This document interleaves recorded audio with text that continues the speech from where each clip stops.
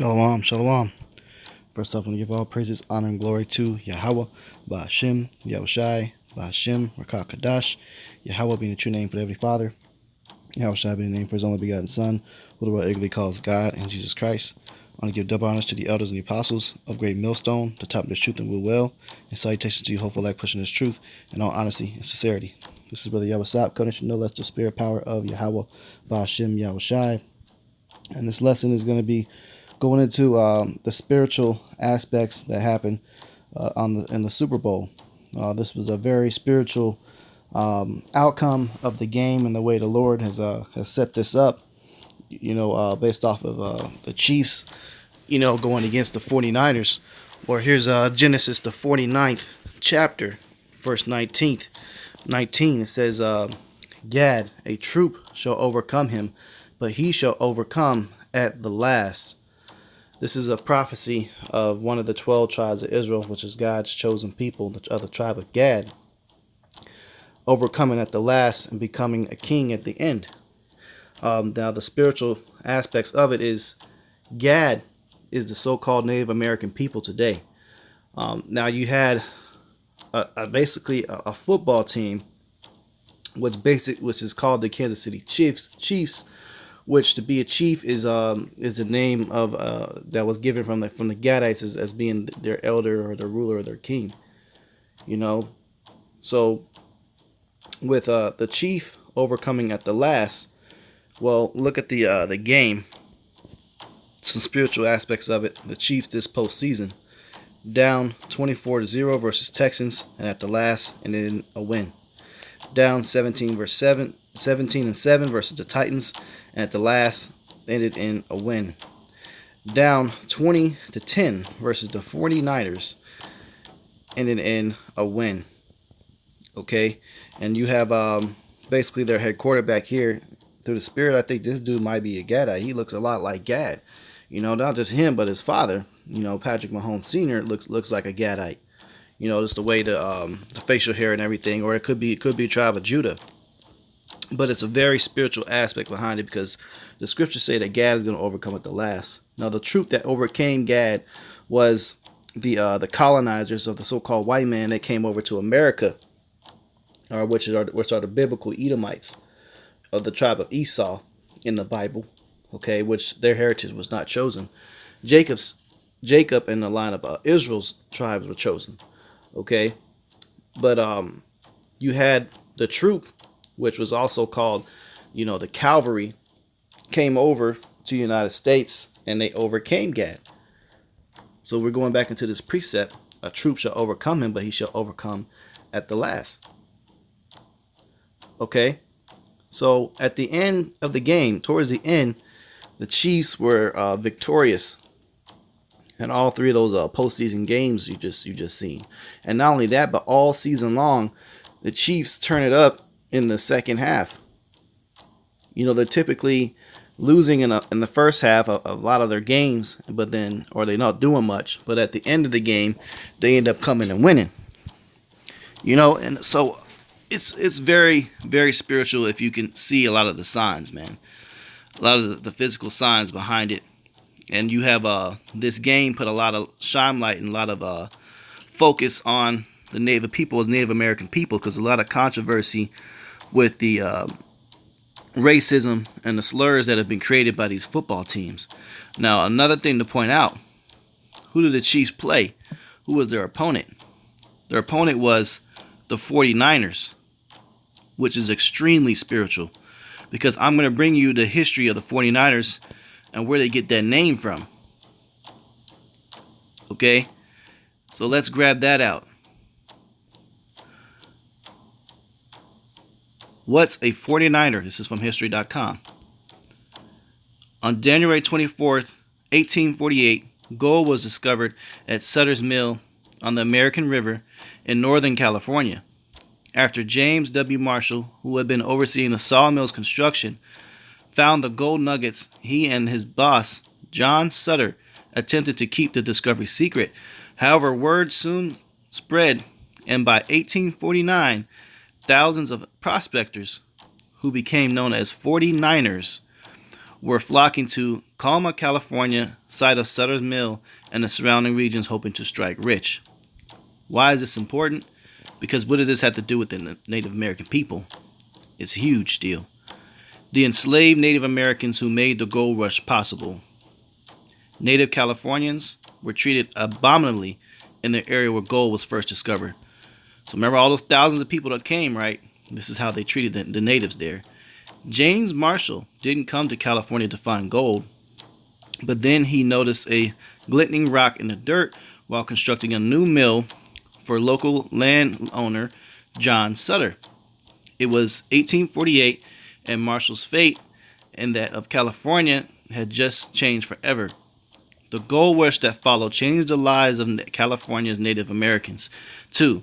Within years, they would be almost wiped out due to massive immigration, hunger for wealth. Who were the immigrants that were coming? It was the 49ers. Okay? Over 300,000 people who were not native and not indigenous to that land, so-called white people, and they were slave masters. They came over there and they were given the title of 49ers. They're responsible for this genocide we're reading about. Okay? Within years, they would be almost wiped out due to massive immigration and hunger for wealth the gold rush inspired.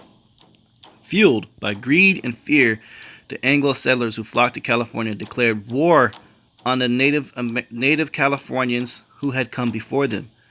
But 49ers weren't the first white people to oppress or even enslave Native Americans in California. The very land on which Marshall spotted the gold was a part of a vast empire built on the slave labor of native peoples. Okay, so not only were the 49ers coming and oppressing and taking them over, but their population was already being oppressed, and the native people that was already there where the gold existed were being enslaved. It says, without Native Americans, John Sutter, the owner of the mill where the gold was discovered, and the area's most influential landowners, would never have become so powerful. Sutter, a shrewd businessman, enslaved hundreds of Native Americans and used them as free source of labor and a makeshift militia with which he defended his territory. He also set the stage for their genocide. So we read about how the 49ers and the slave owners that oppressed the native people overcame the natives. And what did the scripture say that we read? Gad, a troop, which means basically a warrior. A troop shall overcome him, but he shall overcome at the last. So this game is spiritual because it's showing you, it's foreshadowing what's to come to the future upon the Lord's return, who the world eagerly calls Jesus Christ. His name is Yahweh Shai. And he's coming to redeem his people, which are the so-called Native Americans, Latinos, and so-called Negroes today, which are composed of the 12 tribes of Israel. Gad is one of those 12 tribes.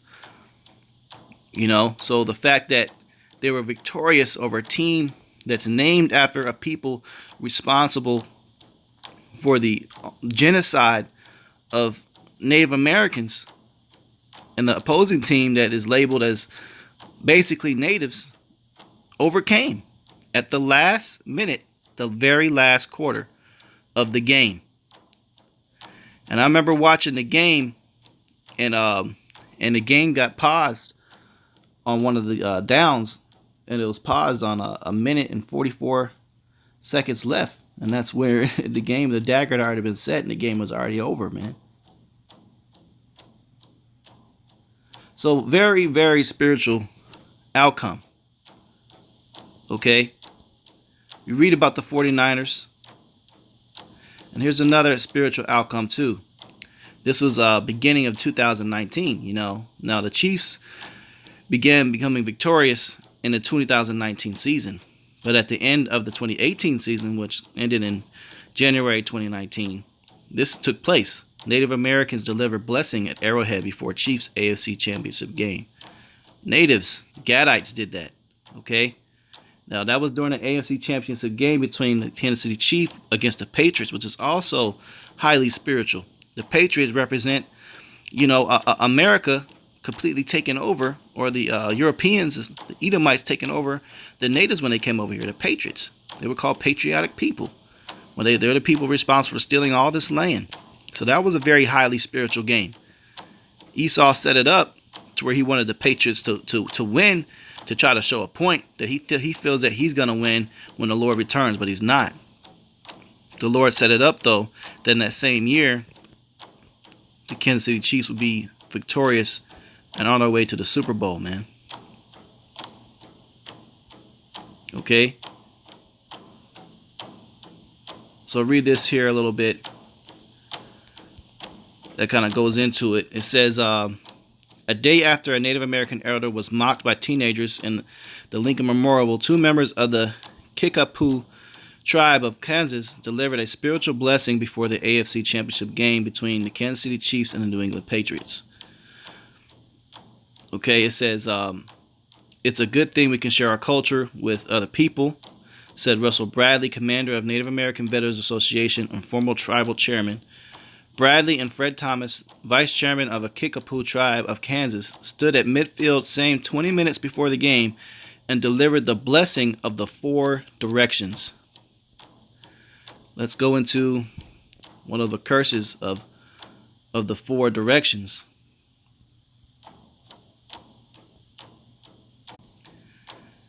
All right, so here we have it in Isaiah 11 and 12.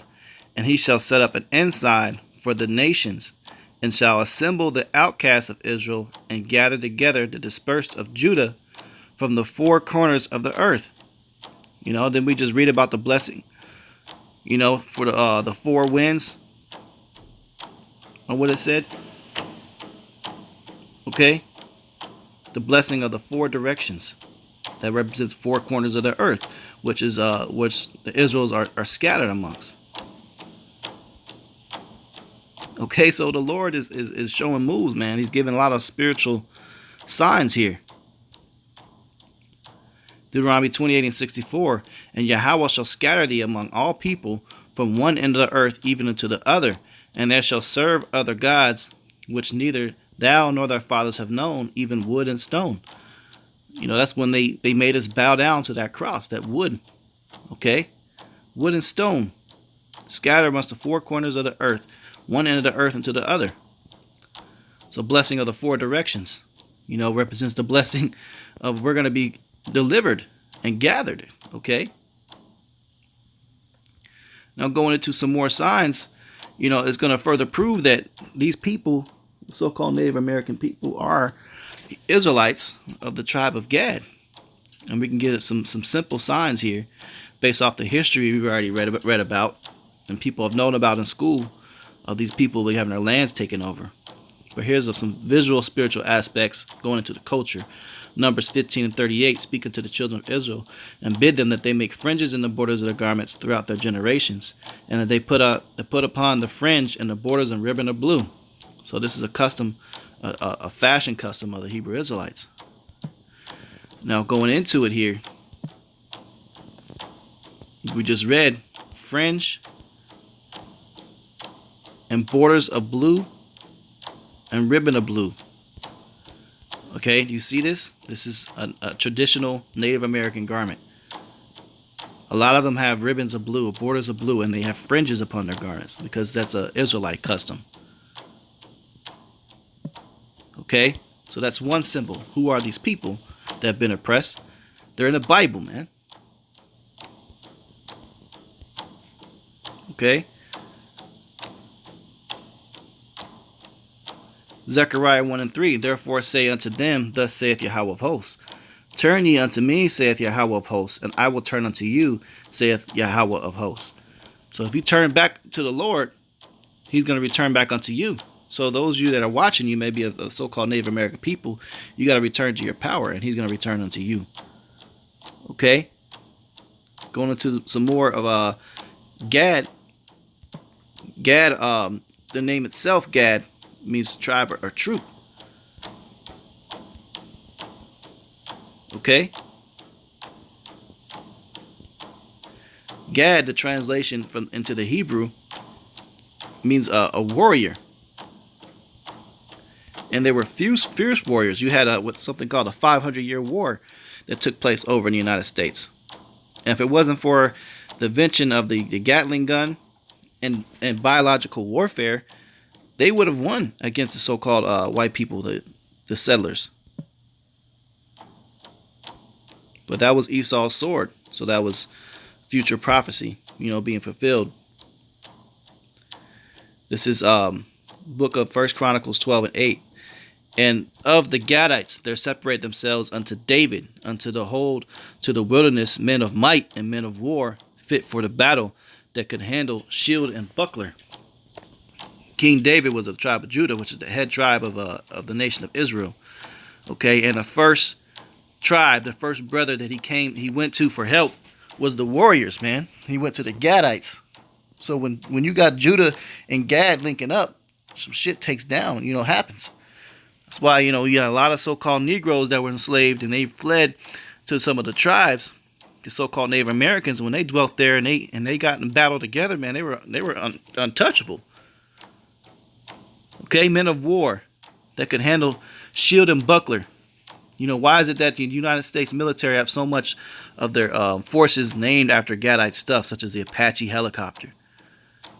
They get some of their special arts training and special warfare, and the guerrilla warfare they adapted for the special forces came by the tactics that were used by Native Americans, man, whose faces were the faces of lions.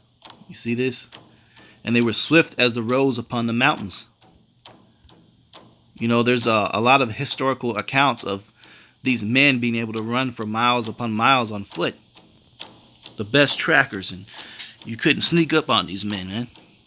A lot of spiritual powers they had when it came to the warfare between the settlers and the Native American Indians. They were fierce warriors, man. Handled shield and buckler. You got shield and buckler right here. Okay, so these are the people.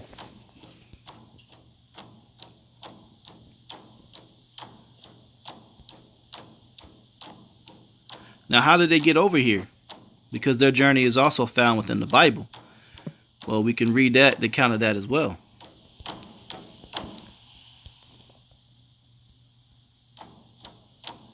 This is the book of 2nd Esdras, the 13th chapter. And we'll go over here. Verse 43, it says, "And they entered into the Euphrates by the narrow passages of the river. For the Most High then showed signs for them, and held still the flood till they were passed over.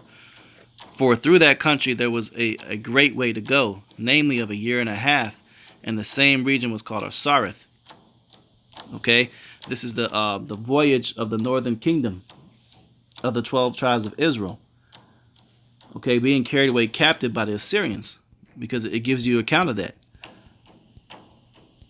The Assyrians enslaved them. There were 10 different tribes. Verse 40 says, "Those are 10 tribes which were carried away prisoners out of their own land in the time of Hosea the king, whom Salmanasar the king of Assyria led away captive. He carried them over the waters, and so they came into another land. But they took this counsel among themselves, that they would leave the multitude of the heathen, and go forth into a further country where never mankind dwelt, that they might keep their statutes which they never kept in their own land." And then that's when the voyage started. They got into the Euphrates. All right, and then we can get the map out to show you the route that was taken. Based upon the scriptures of what we read, this would have been one of the possible routes. But you have the Euphrates that starts at 1 and go on down to 2 and get into the Indian Ocean there. And based off the wind currents during monsoon season, which was a time where the Lord had to hold still the flood, this would have been part of the possible routes. Okay, and it also says that it was said was a year and a half voyage, which is 18 months. And this matches up perfectly with that. Okay, so that's how the so-called Native Americans got over here to the Americas. They've been there for thousands of years. That whole voyage is based off of 2nd Esdras 13 chapter 40-45.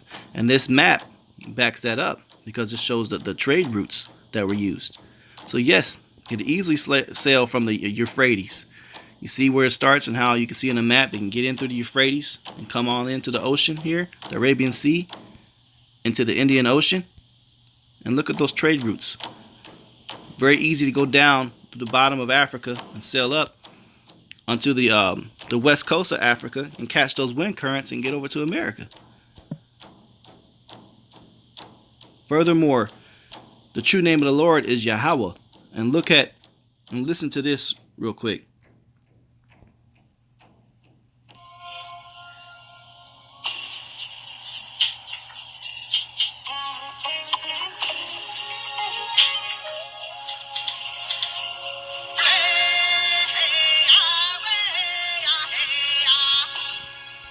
Now that's in Native American tongue. I'm not sure which tribe is saying this, but it sounds just like Yahweh, which means he who creates.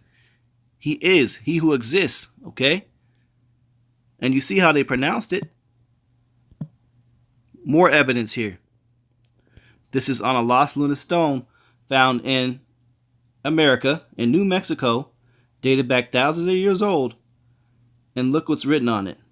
Paleo Hebrew, and listen to what he says. It states,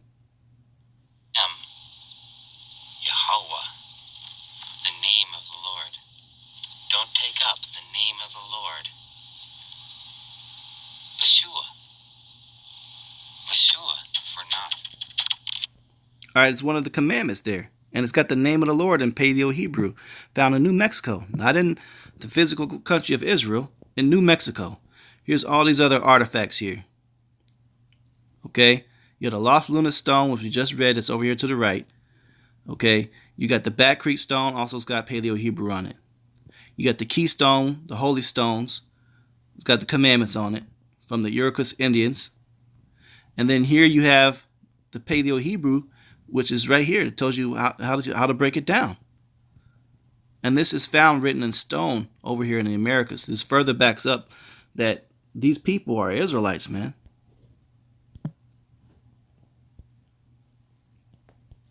More footage of the lost lunar stone. You seeing this? Okay. Remember how they enslaved them over there in California? The natives were enslaved to allow the gold rush to take place. These are so-called Native Americans in chains. That's in the Bible. Them being in chains like that is in the Bible. This is Deuteronomy 28, verse 41. Thou shalt beget sons and daughters, but thou shalt not enjoy them, but they shall go into captivity, which means slavery.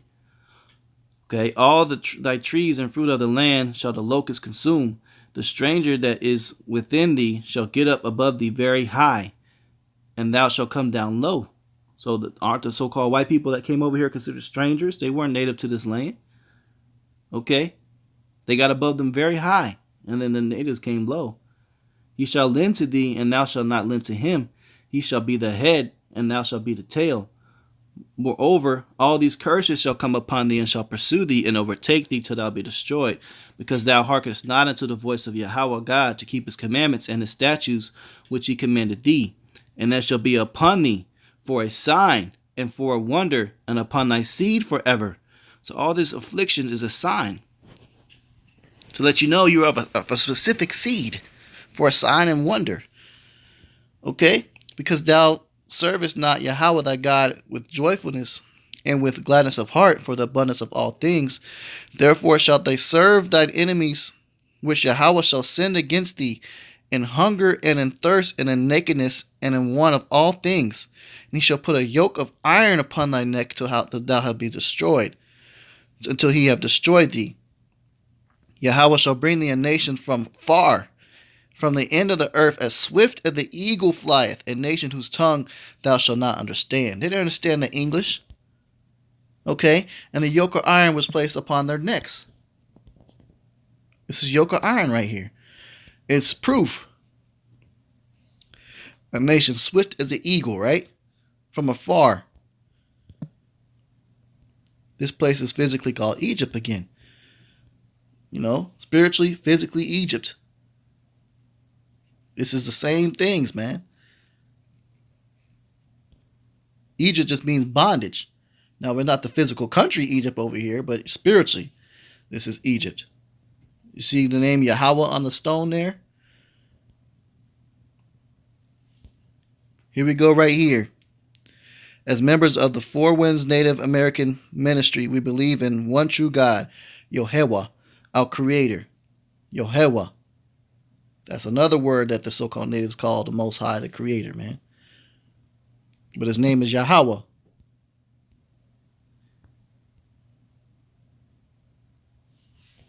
Here's all the different captivities of the Israelites, man. So the Syrian captivity took place during 720 BC, which would have been right around the time where they got over here to the Americas. That's how long they've been here. Here are the 12 tribes of Israel right here. We'll read it off before we close out. The tribe of Judah is the Negroes. Tribe of Benjamin, West Indians. Levi, the Haitians. Simeon, Dominicans. Zebulon, Guatemalans to Panamanians. Ephraim, the Puerto Ricans. Manasseh, the Cubans. Gad, the North American Indians. Reuben, the Seminole Indians. Naphtali, the Argentinian to Chileans. Asher, the Colombians to Uruguayans. And Issachar, the Mexicans. Those are the 12 tribes of Israel. Okay, you people fit the curses of the Bible that was set up to be a sign to who you really are. Okay? And we're a nation that's far off, but the Lord's going to gather us from the four winds, the four corners of the earth. So the blessing of the four directions is beginning to take place, that spiritually took place at the Chiefs versus Patriots game in January 2019. And now spiritually, over here, and at the end of the 2019 season during the Super Bowl, the Chiefs became victorious over the 49ers. The 49ers that oppressed the Native American people. You have an entire football team that was named after it, and they were brought low at the end of the game.